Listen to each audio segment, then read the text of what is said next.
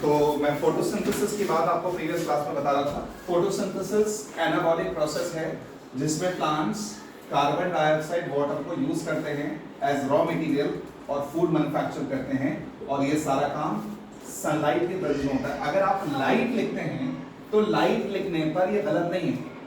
Plants जब खाना बनाते हैं लाइट की प्रेजेंस में, सनलाइट की प्रेजेंस में, क्लोरोफिल की प्रेजेंस में, तो ठीक है। लेकिन अगर सिर्फ लाइट लिखते हैं तो ये मतलब सही तो है, लेकिन आपको मेंशन करना पड़ेगा कौन सी लाइट।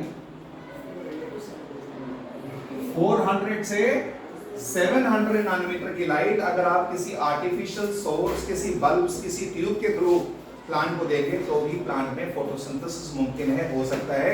जरूरी नहीं है कि आप सनलाइट दें, सनलाइट में तो होगा ही होगा, लेकिन सनलाइट के अलावा भी और दूसरे आर्टिफिशियल सोर्स से अगर आप लाइट दे सकते हैं।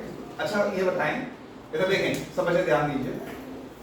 आपने एक एक्सपेरिमेंट किया, एक पौधे को मतलब 7 पौधे लिए और उन 7 अलग अलग पौधों को, एक को आपने हरे कलर की लाइट दी, एक को वॉयलेट कलर की लाइट दी, एक को ब्लू कलर की लाइट दी, एक को येलो कलर की लाइट दी, एक को ऑरेंज कलर की लाइट दी और एक को रेड कलर की लाइट दी। आपको मालूम है कौन सी केस में, किस केस में सबसे कम फोटोसिंथेसिस प्लांट में होगा? मेरा सवाल समझ आया? आपने छोटे छोटे पॉट्स में, इस तरह के पॉट्स लिए, उसमें आपने प्लांट को रखा और उस प्लांट के अंदर एक को आपने वॉयलेट कलर की लाइट दी, एक को ब्लू दी, एक को ग्रीन दी, एक को येलो दी, एक को ऑरेंज दी, एक रेड दी। तो आपको क्या लगता है कौन से केस में प्लांट में सबसे कम फोटोसिंथेसिस होगा? क्यों? अच्छा मैं कुछ आपको याद दिलाता हूँ, नहीं याद दिलाया तो भूल गया। ये बताएं, आपके दुपट्टे का कलर, इसमें कौन सा कलर है? आपके दुपट्टे में कौन सा कलर है? आपके दुपट्टे में कौन सा कलर है बेटा?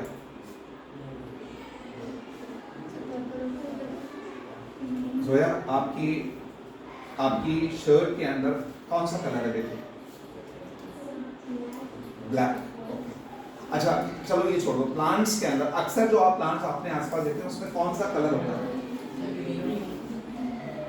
भूल गए आप? इसका मतलब मैंने आपको कुछ बात बताई थी, आपको कोई चीज विजिबल कब होती है? क्या कहते? लाइट उस पर पड़ती है, पड़ने के बाद लाइट रिफ्लेक्ट होकर हमारी आंखों तक आती है, जब हमें वो चीजें नजर आती हैं। इधर देखो, एक ऑब्जेक्ट है, उसमें 7 कलर की लाइट विबग्योर, 7 अलग अलग कलर की लाइट पड़ी, 6 कलर इसने एब्जॉर्ब कर लिए, 1 कलर रिफ्लेक्ट किया। इसने 6 कलर एब्जॉर्ब कर लिए, 1 रिफ्लेक्ट किया, तो जो आपकी आंखों में कलर आ रहा है, जो आपको नजर आ रहा है, वो रिफ्लेक्टेड कलर है। मतलब आपने पौधा, जब प्लांट्स को देखा, पौधों को देखा, उसका कलर ग्रीन नजर आ रहा है। मैंने पूछा इसमें कौन सा कलर है, तो आपको कहना चाहिए था सर इसमें प्लांट्स में ग्रीन को छोड़कर सारे कलर्स मौजूद होते हैं, क्योंकि प्लांट ग्रीन कलर की लाइट को रिफ्लेक्ट कर देता है। तो इसमें, इसके अंदर जो कलर इसका है वो कलर एक्चुअल में इसका नहीं है, रिफ्लेक्टेड कलर है। हमें जो चीज नजर आती है जिस कलर की, वो कलर उसका नहीं होता, वो रिफ्लेक्टेड कलर होता है। अगर आप व्हाइट कलर की शर्ट पहने हुए हैं, इट मींस दैट ये व्हाइट कलर जो है सारे कलर रिफ्लेक्ट कर रहे हैं। और अगर आप ब्लैक कलर का स्कार्फ, ब्लैक कलर का कोई चीज आप यूज कर रहे हैं, तो ब्लैक कलर सारे कलर की लाइट एब्जॉर्ब करता है। समझ आ रही है बात? Why do we wear winter black color clothes during winters?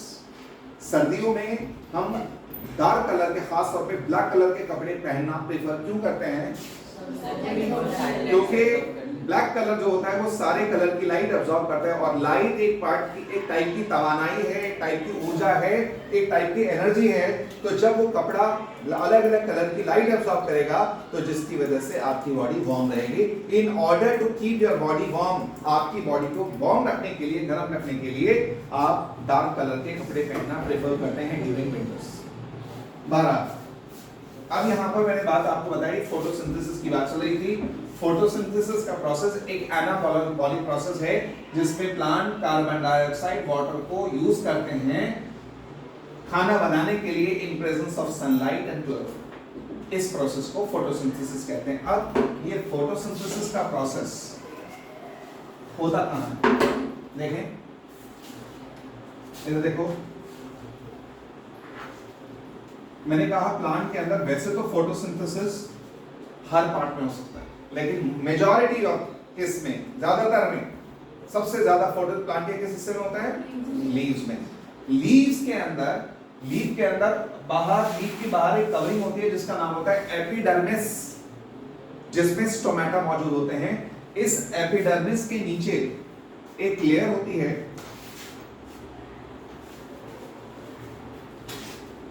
कौन से सेल्स होते हैं? कौन से सेल्स होते हैं? इधर देखो सब बच्चे, एक वर्ड सुना था लास्ट क्लास में, मतलब 9th में, पैरेन्काइमा, क्लोरेन्काइमा।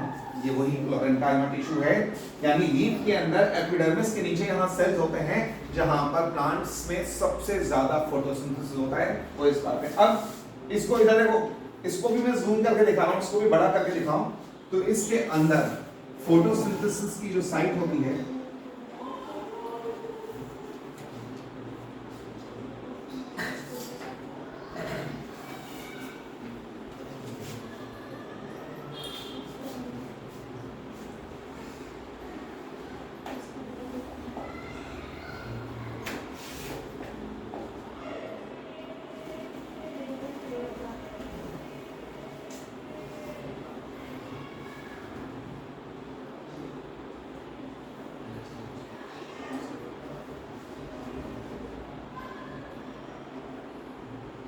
ये क्या है बच्चों?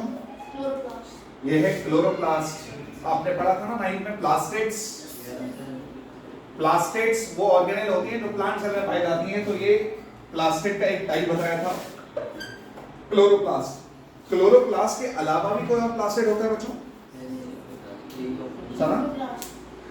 प्लास्टेड में क्लोरोप्लास्ट के अलावा भी कोई प्लास्टेड होता है?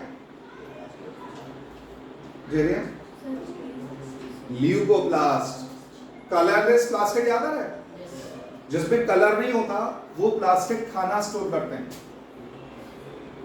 कार्बोहाइड्रेट की फॉर्म में, प्रोटीन की फॉर्म में या फैट की फॉर्म में। तो प्लास्टिक्स खाना भी स्टोर करने का काम करते हैं, प्लास्टिक का काम तो प्लांट के अंदर। लेकिन फोटोसिंथेसिस का जो मेन काम है वो कहाँ हो रहा है? कहाँ पर हो रहा है? इसमें क्लोरोप्लास्ट में। अब ये क्लोरोप्लास्ट में, if you remember, देखो क्लोरोप्लास्ट का स्ट्रक्चर आपको बताया था, ये आउटर मेम्ब्रेन, ये इनर मेम्ब्रेन, इसके अंदर एक लिक्विड भरा होता है, इसका नाम क्या होता है बेटा? क्या है? स्ट्रोमा। और ये पूरा का पूरा जो स्टैक है, एक के ऊपर पैकेट्स लगे हुए हैं, पूरा जो स्टैक है, पूरा जो ढेर है, इसको कहते हैं क्या? क्या कहते हैं? ग्रैनम। ग्रैनम या प्लूरल है ग्रैना। इसके बाद ये जो स्ट्रक्चर है, इसका नाम होता है स्ट्रोमा लैमेली। Stroma lamellae. और इसका एक अकेला पैकेट जिसमें क्लोरोफिल भरा होता है, उसका नाम है क्या? थाइलाकॉइड। थाइलाकॉइड वो पैकेट्स होते हैं जिसके अंदर क्लोरोफिल भरा होता है। क्लोरोफिल, बच्चों बात बताएं, क्लोरोफिल का कलर कैसा होता है? ग्रीन। लेकिन इसके बावजूद आपने कुछ प्लांट देखे होंगे, एक प्लांट को देखा होगा क्रोटन, एक प्लांट होता है पॉइंसेटिया, एक प्लांट होते हैं रोज का, गुलाब का पौधा देखा होगा। तो उस प्लांट्स के अंदर ये सारे प्लांट जो है ना, इनकी पत्तियों में हरे कलर के अलावा कभी कभार दूसरे कलर्स भी आप देख सकते हैं। कुछ प्लांट के अंदर येलो कलर की पत्तियां होती हैं, कुछ प्लांट के अंदर ऑरेंज कलर की पत्तियां होती हैं, कुछ के अंदर पर्पल कलर की भी होता है। तो ये बताइए, जब प्लांट में क्लोरोफिल होता है तो पत्तियां जो है ग्रीन कलर की दिखनी चाहिए, तो दूसरे कलर्स नजर आने की क्या वजह है? प्लांट्स में क्लोरोफिल के अलावा दूसरे पिगमेंट्स भी मौजूद होते हैं। There are multiple pigments. Plants में जरूरी नहीं है क्लोरोफिल हो, क्लोरोफिल के अलावा chlorophyll A, chlorophyll B, carotenoids, phycobilins, phycoerythrin, xanthophyll, fucoxanthin, carotenoids, बहुत सारे पिगमेंट्स होते हैं। तो उन पिगमेंट्स की मिकदार पर डिपेंड करता है कि उसका कलर कौन सा होगा। तो कभी कभार प्लांट की लीफ का कलर वेरी करता है, डिपेंड करता है उसमें पिगमेंट कौन से होते हैं उस पर। समझ आ रही बात? अच्छा एक बात बताएं यूसुफ, अगर आपको एक प्लांट की लीफ दे दें, जैसे पालक की पत्ती है, पालक एक लीफ है, उसको क्रश करके उसके अंदर पिगमेंट्स होंगे, अगर उन पिगमेंट्स को अलग अलग करना हो कोई तरीका है? किसी प्लांट के अंदर बहुत सारे पिगमेंट्स है, मैंने उसका पिगमेंट का मिक्सचर तुम्हें दे दिया, उनको अलग अलग करना है, कोई तरीका है? केमिस्ट्री में आप पढ़ के आए हैं 9th में, क्रोमेटोग्राफी। क्रोमेटोग्राफी टेक्निक से आप पिगमेंट्स को अलग अलग कर सकते हैं। पेपर क्रोमेटोग्राफी एक टेक्निक है जिससे आप सारे पिगमेंट्स को अलग अलग कर सकते हैं। तो पौधों में ग्रीन कलर के अलावा दूसरे पिगमेंट्स भी मौजूद होते हैं। इधर देखें आप बच्चों, ये जो फोटोसिंथेसिस का प्रोसेस है, पूरा प्रोसेस फोटोसिंथेसिस का, इसको हम 2 स्टेप में डिवाइड करते हैं।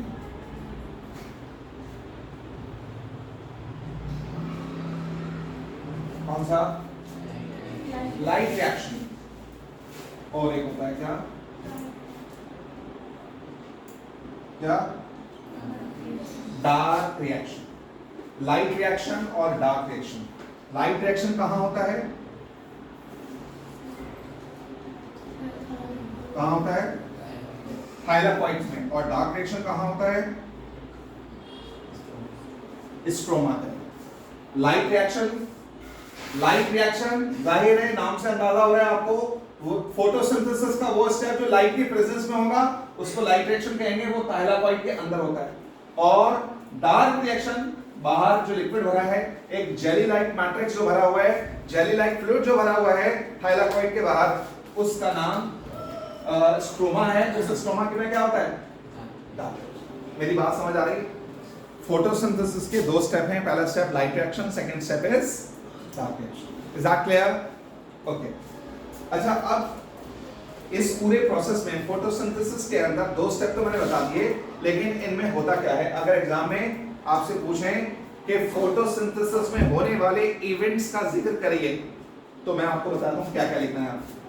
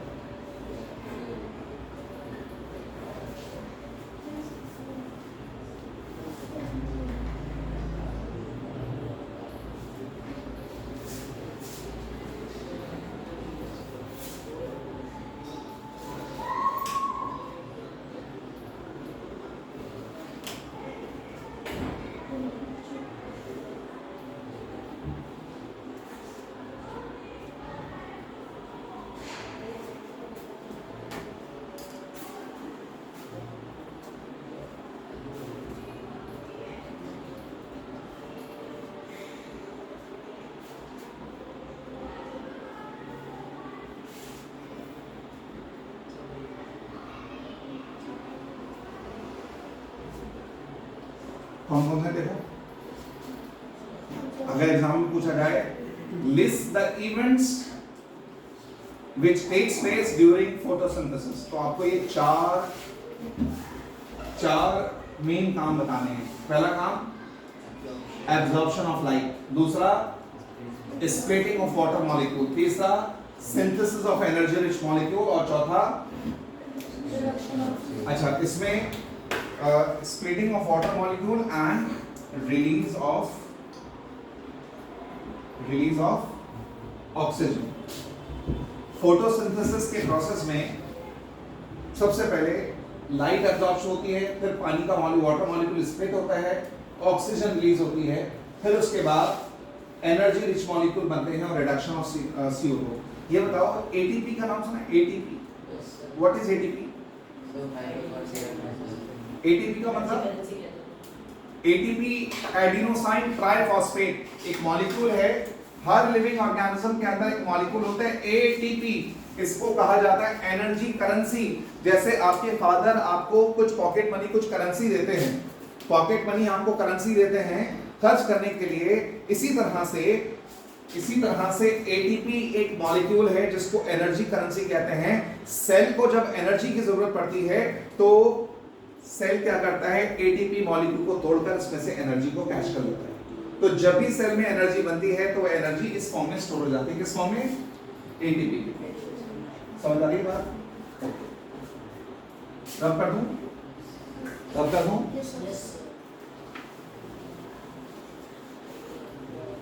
ये बताएं, केमिकल रिएक्शन वाला टॉपिक स्टार्ट किया स्कूल में आपने? केमिस्ट्री के अंदर आपने एक रिएक्शन पढ़ा होगा। इधर देखो, एक रिएक्शन होता है कौन सा? रिडक्शन। और एक होता है कौन सा? ऑक्सीडेशन। और जिस रिएक्शन में रिडक्शन और ऑक्सीडेशन दोनों हो रहे हो उनको क्या कहते हैं? Red for reduction, ox for oxidation. ऐसे रिएक्शन को रिडक्शन कहते हैं। देखो, आपको स्कूल में बताया गया होगा रिडक्शन, जिस रिएक्शन के अंदर क्या हो रहा हो बच्चों? गेन ऑफ हाइड्रोजन ऐड हो रहा हो या गेन हो रहा हो, या लॉस ऑफ ऑक्सीजन हो रहा हो, या क्या हो रहा हो? देखो, इलेक्ट्रॉन्स का गेन हो रहा हो। तीनों में से कोई भी काम हो रहा है। हाइड्रोजन का एडिशन, लॉस ऑफ ऑक्सीजन और इलेक्ट्रॉन का गेन होना, ये तीनों के तीनों इस बात की तरफ इशारा कर रहे हैं कि उस रिएक्शन में क्या हो रहा है? रिडक्शन रिएक्शन हो रहा है। और इसका उल्टा देखें, लॉस ऑफ अगर लॉस ऑफ हाइड्रोजन हो रहा हो, गेन ऑफ ऑक्सीजन हो रहा हो और लॉस ऑफ इलेक्ट्रॉन्स हो रहा हो, तो इसका मतलब वो रिएक्शन कौन सा है? ऑक्सीडेशन। देखें ना, अगर मैं कहूं बच्चों सोडियम कन्वर्ट हुआ सोडियम आयन में, इस रिएक्शन में हुआ क्या? बताओ जल्दी से। Na, sodium is converting into Na+। Sodium के बाहर वाले शेल में एक इलेक्ट्रॉन होता है, लेकिन जब सोडियम आयन बना तो इसके अंदर सिर्फ 8 इलेक्ट्रॉन रह गए। इसका मतलब इसने एक इलेक्ट्रॉन अपना खो दिया, लूज कर दिया। तो लूज किया तो loss of electron is oxidation. बात समझ आ गई? इसका उल्टा सोचो, अगर मैंने ऐसे लिखा होता Na+ कन्वर्ट इनटू Na, यहां पर 2 इलेक्ट्रॉन है और यहां पर है 2 1, इसका मतलब क्या हुआ? गेन ऑफ इलेक्ट्रॉन हो रहा है, तो इसका मतलब मेरी बात समझ आ रही है? इधर देखो, अगर C2H2 के अंदर हाइड्रोजन ऐड किया जाए और ये बनकर कन्वर्ट हो गया C2H4 में, तो जरा देखो ध्यान से, इस रिएक्शन में हुआ क्या है? कार्बन लेफ्ट हैंड साइड पे 2 हैं, राइट हैंड साइड पे भी 2 हैं। हाइड्रोजन यहां पर 2 हैं, यहां पर 4 हैं। हाइड्रोजन 2 से 4 हो गए, क्या मतलब क्या हुआ? गेन ऑफ हाइड्रोजन हो रहा है ना? गेन ऑफ हाइड्रोजन का मतलब रिडक्शन, तो इसका मतलब ये रिडक्शन हुआ। बात समझ आ रही है? और बच्चों, जिस रिएक्शन में ये दोनों काम एक साथ हो रहे हैं, रिडक्शन और ऑक्सीडेशन एक साथ हो रहे हो, ऐसे रिएक्शन का नाम रिडॉक्स रिएक्शन। समझ आ रही है बात?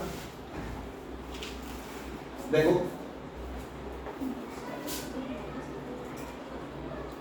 इधर देखें, सब ऐसे ध्यान दीजिए। मैं आज आपके ग्रुप पे नोट्स डाल दूंगा, डोंट वरी। इस चैप्टर के नोट्स मैं आज आपको ग्रुप पे सेंड कर दूंगा, तो आप इसमें ध्यान दीजिए, सब समझने पे ध्यान दीजिए। कार्बन डाइऑक्साइड मॉलिक्यूल कन्वर्ट हो रहा है किसमें? Glucose C6H12O6। और वाटर मॉलिक्यूल कन्वर्ट हो रहा है किसमें? यहाँ कार्बन कितने? 6। यहाँ पर कितने? सेम 6 हैं। यहाँ हाइड्रोजन कितने हैं? यहाँ हाइड्रोजन कितने हैं? 0। यहाँ हाइड्रोजन कितने हैं? 12। इसका मतलब क्या हो रहा है? Gain of hydrogen. Gain of hydrogen का मतलब रिडक्शन। इधर देखो, इसमें हाइड्रोजन कितने हैं? क्या 12। यहाँ पर हाइड्रोजन कितने हैं? कितने हैं? 0। यहां हाइड्रोजन 12 है, यहां पर हाइड्रोजन है ही नहीं। हाइड्रोजन का क्या होगा? Loss. Loss of hydrogen is oxidation. तो इस रिएक्शन में आप देख रहे हैं, फोटोसिंथेसिस के इस इक्वेशन में आप देख रहे हैं एक साथ दोनों प्रोसेस हो रहे हैं, रिडक्शन भी हो रहा है और ऑक्सीडेशन भी हो रहा है। तो ये किस टाइप का रिएक्शन हुआ? Redox reaction. ये रेडॉक्स रिएक्शन है। अब देखो, आपको मालूम है फोटोसिंथेसिस के प्रोसेस में, देखो ना सब ऐसे, जब दिन में लाइट पड़ती है थाइलाकॉइड के अंदर, तो इसमें वाटर मॉलिक्यूल जो होता है ना, वाटर मॉलिक्यूल वो टूटता है। वाटर मॉलिक्यूल जब टूटता है ना, देखो सर समझ ध्यान देना, दिन में लाइट पड़ने पर ये वाटर मॉलिक्यूल, जब दिन में प्लांट पे लाइट पड़ती है तो लाइट पड़ने पर वाटर मॉलिक्यूल टूटता है, स्प्लिट होता है, और स्प्लिट होने पर इसमें 3 चीजें निकलती हैं। एक तो निकलता है क्या 2 हाइड्रोजन आयंस, और क्या 2 इलेक्ट्रॉन्स, और क्या हाफ ऑक्सीजन। Half oxygen. अगर आपको इसको समझने में परेशानी है, देखो वाटर, जब इसको तोड़ोगे ऐसे लिख सकता हूं, 2 हाइड्रोजन एक ऑक्सीजन के वाटर बना है। तो अब इसके अंदर हाइड्रोजन का एटॉमिक नंबर 1 होता है, इसमें से इलेक्ट्रॉन निकालोगे तो इस पर प्लस चार्ज आएगा। तो इसलिए मैंने यहां पर 2 हाइड्रोजन आयन, 2 इलेक्ट्रॉन्स और ऑक्सीजन। ऑक्सीजन आप कहेंगे सर इसमें तो एक ही ऑक्सीजन निकला था। 2 का हाफ कितना होता है? 2 का हाफ कितना होता है? 1। तो इसको मैंने बैलेंस कर दिया। तो मैं सिर्फ ये बताने की कोशिश कर रहा हूं, लाइट जब दिन में लाइट पड़ती है, लाइट के एक्सपोजर पर वाटर मॉलिक्यूल टूटता है, और वाटर मॉलिक्यूल टूटने के साथ क्या रिलीज होती है बेटा? क्या? ऑक्सीजन रिलीज होती है। तो देखो पहले लाइट एब्जॉर्ब हुई, लाइट एब्जॉर्ब होने के बाद वाटर मॉलिक्यूल टूटेगा। ये लाइट रिएक्शन की बात बता रहा हूं। लाइट एब्जॉर्ब हुई, उसके बाद वाटर मॉलिक्यूल टूटा, और क्या रिलीज हुई? ऑक्सीजन। देखो सर, एब्जॉर्प्शन ऑफ लाइट कहां पर? किसने? फोटोसिंथेसिस में क्लोरोफिल मॉलिक्यूल लाइट को एब्जॉर्ब करता है, फिर वाटर की स्प्लिटिंग होती है, वाटर टूटता है, और क्या रिलीज होती है? ऑक्सीजन रिलीज होती है। ऑक्सीजन रिलीज हो गई तो देखो फोटोसिंथेसिस का ये वाला स्टेप खत्म, वाटर स्प्लिट हो गया, ऑक्सीजन निकलकर चली गई। अब कौन सा स्टेप रह गया? देखो अब अगले स्टेप में कार्बन डाइऑक्साइड से ग्लूकोज बनाना है, खाना बनाने का काम करना है। तो अभी आपको मैंने बताया कार्बन डाइऑक्साइड को अगर आप ग्लूकोज में कन्वर्ट करना चाहते हैं तो क्या करना पड़ेगा? रिडक्शन। कार्बन डाइऑक्साइड को ग्लूकोज में अगर कन्वर्ट करना चाहते हो तो रिडक्शन कराना पड़ेगा। यहां पर हाइड्रोजन नहीं है, यहां पर हाइड्रोजन ऐड है, तो इसका मतलब अगला स्टेप क्या कहलाएगा? देखो, रिडक्शन ऑफ कार्बन डाइऑक्साइड। तो फोटोसिंथेसिस के स्टेप्स देखो, फोटोसिंथेसिस का पूरा प्रोसेस 11th क्लास में बच्चों को डिटेल में बताया जाता है। इसको मैं प्रिसाइज करके बता रहा हूं। लाइट रिएक्शन में या फोटोसिंथेसिस का प्रोसेस स्टार्ट होता है, सबसे पहले क्लोरोफिल मॉलिक्यूल लाइट को अब्सॉर्ब करती है। एब्सॉर्ब करने के बाद उस लाइट एनर्जी की मदद से, इस एनर्जी से वाटर मॉलिक्यूल टूट जाता है, और वाटर मॉलिक्यूल के टूटने पर ये 2 एक्सप्रेस निकलते हैं, इलेक्ट्रॉन निकलते हैं, ऑक्सीजन निकलती है। स्प्लिटिंग ऑफ वाटर मॉलिक्यूल हुआ और वो ऑक्सीजन निकलकर चली गई। फिर उसके बाद क्या होता है? Reduction of carbon dioxide. ये कार्बन डाइऑक्साइड किसमें कन्वर्ट हो जाती है? ग्लूकोज। ये बताएं बच्चों, प्लांट्स में मैंने अभी आपको बताया फोटोसिंथेसिस, अगर एग्जाम में पूछा जाए what are the factors on which photosynthesis depend, photosynthesis का प्रोसेस कौन कौन से फैक्टर्स पे डिपेंड करता है, तो क्या आप लिखेंगे? फोटोसिंथेसिस का प्रोसेस कौन कौन से फैक्टर्स पर निर्भर करता है, डिपेंड करता है? एक तो लाइट पर और क्लोरोफिल पर। अच्छा एक चीज और बताओ, एक वर्ड होता है जो है इंटेंसिटी ऑफ लाइट। क्या मतलब? हम कहते हैं गर्मी में, समर्स में इंटेंसिटी ऑफ सनलाइट ज्यादा होती है, और गर्मी में विंटर्स में लाइट की इंटेंसिटी कम होती है और समर्स में ज्यादा होती है। क्या मतलब?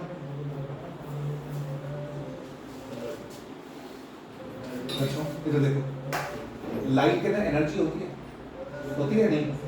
लाइट के अंदर माना जाता है एनर्जी के कुछ पैकेट्स होते हैं, उनको कहते हैं फोटॉन्स, जो आपको नजर नहीं आते। लाइट के अंदर एनर्जी के पैकेट्स होते हैं, उनको कहते हैं फोटॉन्स। तो जब हम सर्दी में खड़े होते हैं तो धूप अच्छी लगती है, क्योंकि नंबर ऑफ फोटॉन्स जो आपकी बॉडी पर टकरा रहे होते हैं वो कम होते हैं, और गर्मी में वो फोटोन बहुत ज्यादा होते हैं। तो ज्यादा फोटोन आपकी बॉडी पे हिट करते हैं, तो वो एनर्जी ज्यादा होने की वजह से वो लाइट आपको अनप्लेजेंट लगती है, वो लाइट आपको अच्छी नहीं लगती, उससे आपको गर्मी लगती है।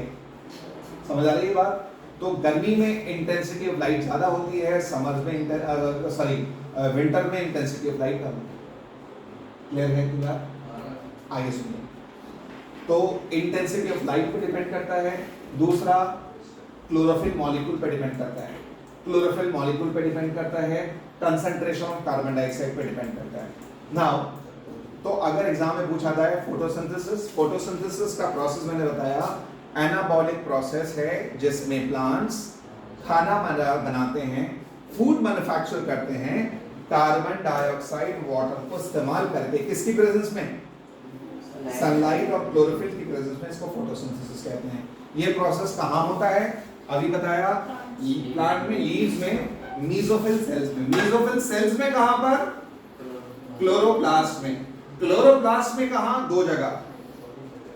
क्लोरोप्लास्ट में एक तो थाइलाकॉइड में और दूसरा स्ट्रोमा के अंदर। तो अगर आपसे पूछा जाए इवेंट्स ऑफ फोटोसिंथेसिस बताइए, कौन कौन से इवेंट्स हो रहे हैं, तो आपको ये चार बातें डिस्कस करनी है कि जब फोटोसिंथेसिस होता है तो लाइट, सबसे पहले क्लोरोफिल मॉलिक्यूल लाइट को अब्सॉर्ब करते हैं, वाटर मॉलिक्यूल को तोड़ते हैं, वाटर मॉलिक्यूल जब टूट जाता है तो उसके बाद ऑक्सीजन रिलीज होती है, एटीपी बनता है, और उसके बाद कार्बन डाइऑक्साइड को कन्वर्ट कर दिया जाता है ग्लूकोज के अंदर। ये सारा काम फोटोसिंथेसिस के अंदर होता है। यहां तक मेरी बात समझ आई? क्लियर है यहां तक? ये फोटोसिंथेसिस का प्रोसेस क्लियर समझ आ गया? रब कर दूं?